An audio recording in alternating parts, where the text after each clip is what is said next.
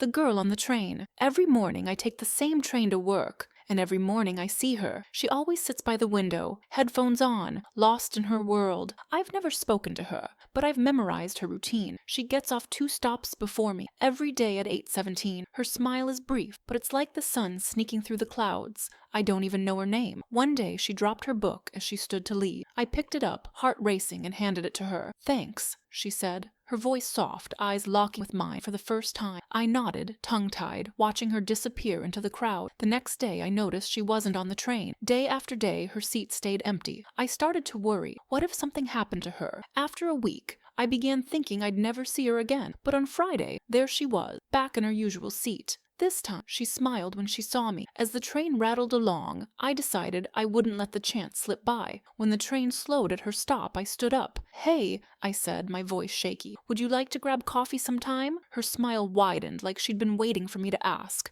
"I'd like that," she said, stepping off the train. She wrote her name and number on a scrap of paper, slipping it into my hand. "I'm Anna," she said, before the doors closed between us. As the train pulled away, I knew one thing for sure. Tomorrow, I wouldn't just be watching her leave. I'd be meeting her.